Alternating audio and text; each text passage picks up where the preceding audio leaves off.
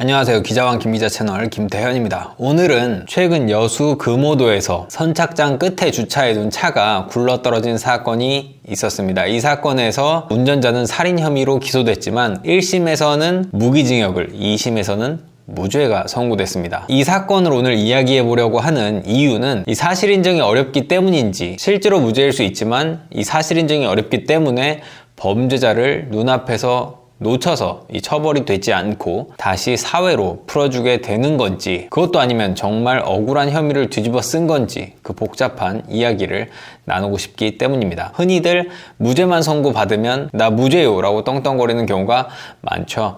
근데 그게 사실 법적으로 처벌만 안 받은 건지, 앞서 말했던 사실 인정이 어렵기 때문에 처벌만 안 받은 건지, 혹은 정말 결백한 건지 너무나 어렵기 때문에 우리는 항상 재판이나 심지어는 판결조차도 비판적으로 바라봐야 한다는 이야기도 드리고 싶습니다. 하여간 잠시 사건 한번 이야기해 보겠습니다. 이건 사건 개요를 더 자세히 정리한 김원님 채널의 사건 파일, 2달 된 아내를 죽인 남편, 박 씨는 처음이 아니었다, 계획범죄? 라는 제목으로 된 영상을 찾아볼 수 있는데요. 이 영상 찾아보시면 더 자세한 사건 내용 알아보실 수 있습니다. 제가 간략하게 정리하면 사건은 이렇습니다. 박 씨와 강 씨가 있습니다. 둘은 막 결혼한 사이였죠. 이 박 씨는 과거에는 금고털이를 하기도 하고, 이 여수에서는 나름 유명했던 사건이라고 해요. 이 금고털이 사건이. 그리고 여러 가지 범죄를 저지르기도 했습니다. 때는 2008년 12월 31일, 그러니까 한 해의 마지막 날이었습니다. 이 박 씨와 강 씨는 결혼한 지는 3개월 됐고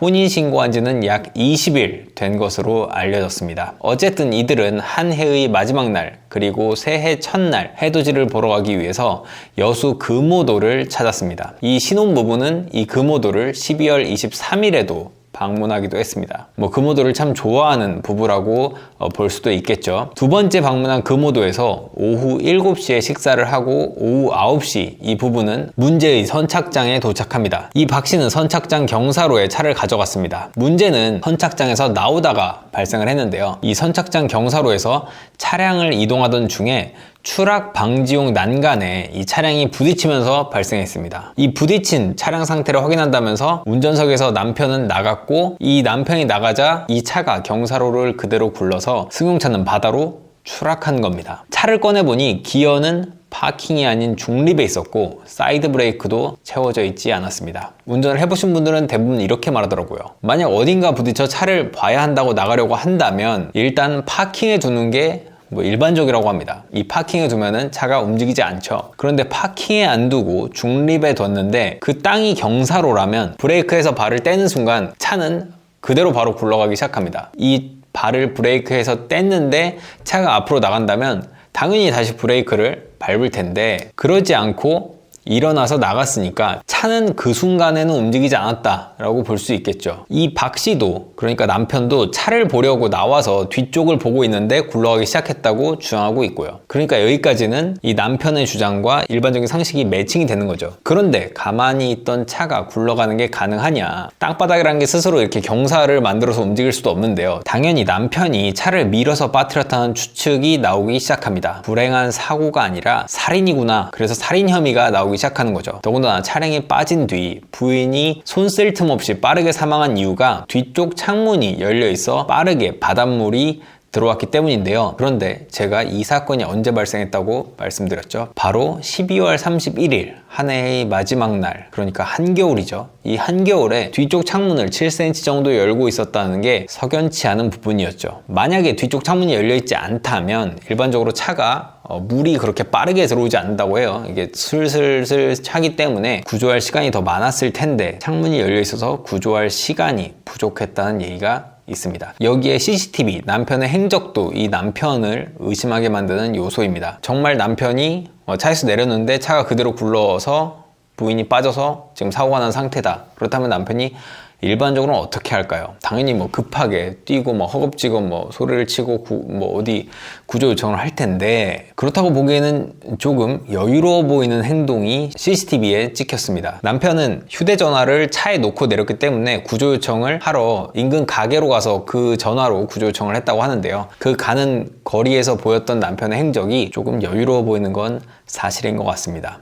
특히 지난 과거, 범죄 기록이나 금고털이나 이런 부분도 의심을 더 한층 강화시키는 요인이었죠. 여기에다 부인 명의로 가입된 약 17억 원의 사망보험금까지 온갖 의심할 수밖에 없는 요소, 그러니까 이 정황 증거가 다 범인을 가리키고 있는 것처럼 보였습니다. 하여간 이렇게 남편은 재판에 넘겨졌고 보험금을 노린 살인이었는지 불운한 사고였는지를 입증하기 시작했고, 이게 결국은 고의적으로 밀었냐는 거겠죠. 이 보험금을 노리고 고의적으로 밀었냐는 게 핵심일 수밖에 없습니다. 즉 고의적으로 밀지 않으면 사실은 일어나기 어려운 일이니까요. 그래서 남편은 아내를 살해한 범인으로 피고인석에 섰습니다. 그를 기소한 검찰은 남편이 아내의 사망보험금 17억 원을 노리고 차를 뒤에서 밀었다고 주장했습니다. 1심 재판부도 이를 받아들였는데요. 광주지법 순천지원 1심에서 이 사건은 무기징역이 나왔습니다. 박 씨가 주차해둔 자신의 차량을 밀어서 결국 바다에 빠뜨렸다는 게 맞다고 판단을 한 거죠. 1심에서는 박 씨가 아내의 이름으로 가입한 17억 원의 사망보험금을 노렸다라고 봤습니다. 1심 재판이 판단한 근거는 이렇습니다.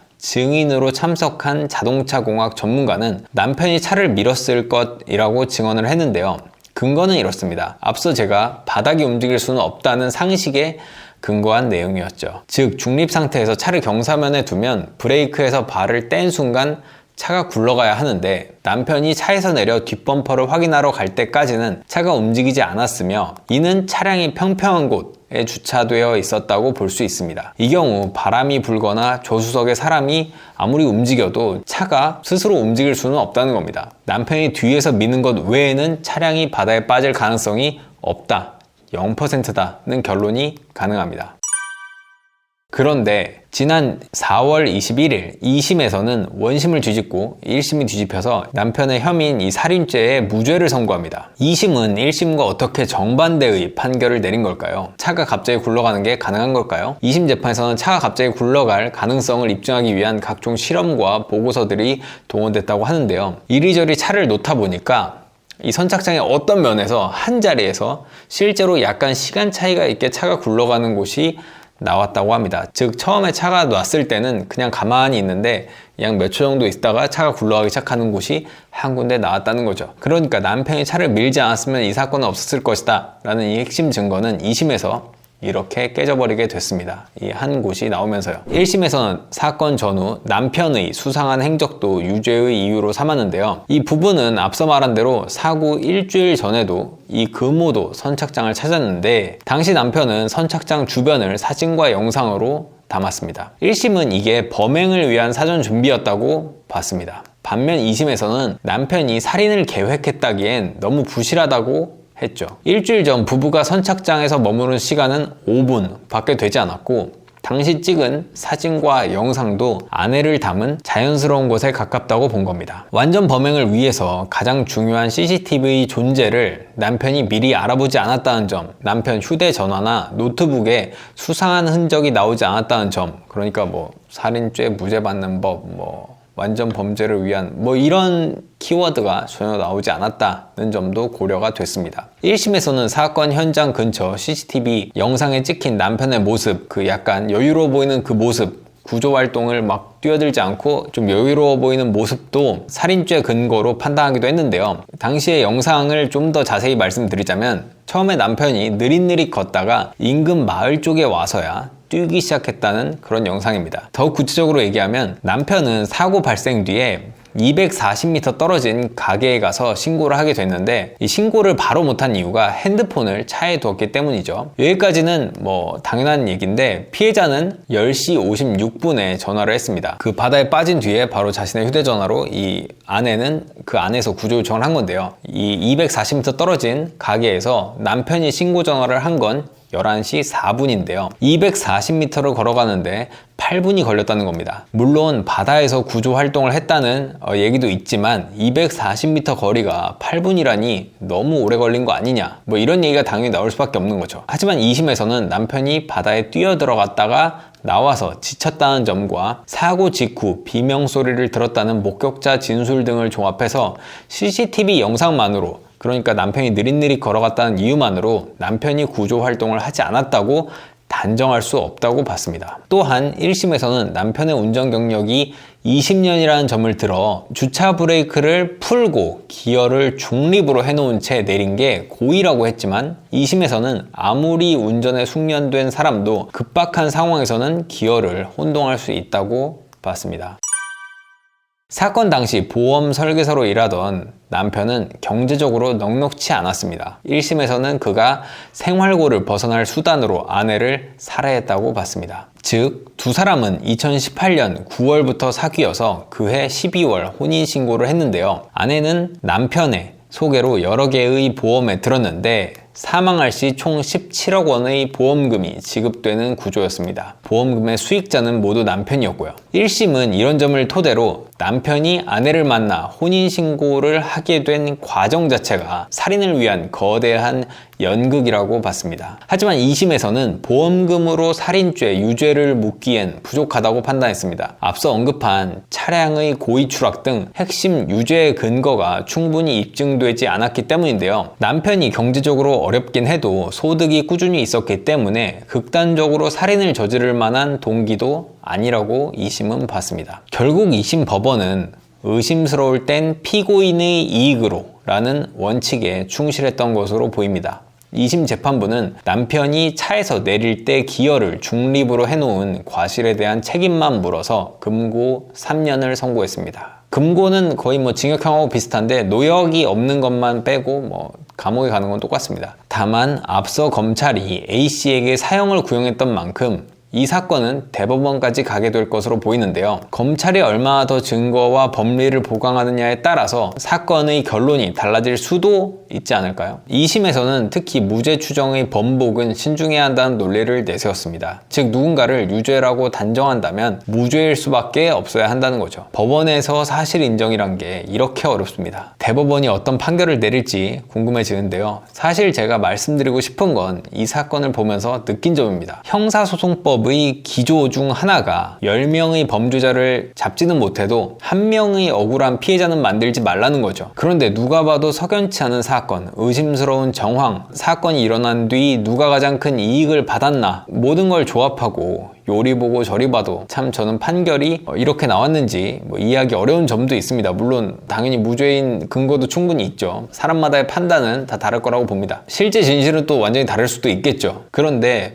진짜 제가 하고 싶은 말은 이렇게 판결이 나오면 우리는 그걸 받아들이고 법원의 판단을 존중한다 라고들 하죠. 그 판단을 존중을 해야겠지만 그렇다고 비판의 태도조차 버리는 건 어리석은 일이 아닐까 합니다. 제가 말씀드리고 싶은 건 이겁니다. 최근 무죄가 나왔다고 해서 일부 무죄를 받았다는 것만 강조하거나 그러니까 사실 인정이 잘 안 돼서 수사기관에서 입증 노력을 했는데도 잘 안 되는 경우가 있잖아요. 그러면은 그렇게 해서 무죄가 나왔어요. 일부 무죄를 받았다는 것만 강조하거나 그리고 이게 처벌이라는 것도 도덕적으로는 비판받을 수 있는 여지가 있는 것도 법으로 처벌하기는 어려운 경우도 또 있거든요. 그것에 대해서 무죄를 받았다고 완전히 나는 결백하다라고 강조하거나 불기소, 기소 여부로 아무런 죄도 짓지 않았다고 주장하는 경우가 많습니다. 아무런 죄도 없는 순진무구, 무결한 사람이라는 게 재판으로 가려지기도 하지만 아닌 경우도 있습니다. 재판에서 진실을 가리려고 하지 마라. 그런 말이 있죠. 이 재판에서 진실을 가리기가 정말 어렵기 때문이기도 하고 반대로 억울한 옥살이를 하다 나오는 사람도 있고 진범은 나중에 잡히는 경우도 있습니다. 아니면 진범을 풀어주는 경우도 있죠. 재판과 법원의 판단은 존중해야 하지만 법원의 판단과 판결에 대한 비판마저 무조건 안 돼, 무조건 법원을 존중해야 돼 라고 하기는 또 어려운 이유죠. 이번 재판을 보면서 여러 생각이 들었고 다른 분들도 다른 생각도 들었을 거예요. 이번 재판을 보면서 어떤 한 사건을 보면서 여러 가지 생각할 수 있는 자유는 있으니까요. 저의 생각은 좀 이런 생각이 들더라고요. 사실 인정이란 게 정말 어렵구나. 그리고 무죄라고 해서 과연 이 꺼림칙한 마음을 지우기가 사실 전 좀 어려운 점이 있어서 이런 얘기를 해봤습니다. 대법원의 판단이 궁금해집니다. 끝. 구독, 좋아요, 알람 설정까지.